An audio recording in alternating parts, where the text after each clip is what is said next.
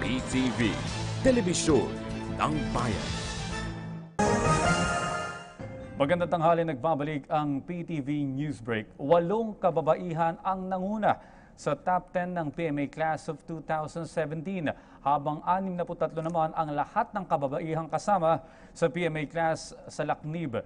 May report ang aming kasamang si Juliet Carangyan. Juliet, magandang tanghali sa iyo. Audrey, 8 kababaihan at 2 lalaki ang nanguna sa Philippine Military Academy Class of 2017 na pinangunahan ng kanilang valedictorian na si Cadet First Class Rovi Mayrel Valino Martinez. Si Martinez ay taga Cabanatuan City na nag-aral ng accountancy bago siya pumasok sa PMA. At napagilang sa PMA Class isang galang ay lakay at bukay para sa kalayaan ng inang bayan o PMA Class sa Lacnib. Ayon kay Martinez, isang barangay councilor ang kanyang ama, pero pinangarap niya raw maging isang sundalo noon. Kaya bilang anak, itutuloy raw ni Martinez ang gusto ng kanyang ama. Nagpahayag naman ang PMA na sa 100 at 67 magtatapos, 63 sa kanila ay mga babae. Ito ang pinakamataas na bilang ng mga babaeng pumasok sa PMA mula noong 1993. Sa linggo, March 12, gagawin ang graduation ceremony na dadaluhan ni Pangulong Rodrigo Duterte. Para sa PTV News, Juliet Carangyan.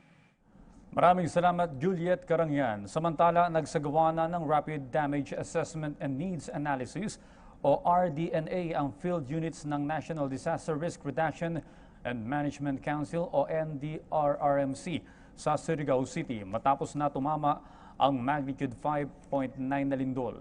Ayon kay NDRRMC Executive Director Ricardo Halad, umabot sa 80 bahay ang nasira sa Surigao City at Sison sa Surigao del Norte dahil sa naturang pagyanig. 5 rito ang lubhang napinsala habang mahigit 70 naman ang partially damaged. Pinayuhan naman ng NDRRMC ang ating mga kababayan doon na palaging maging alerto at maghanda sa posibilidad ng aftershocks.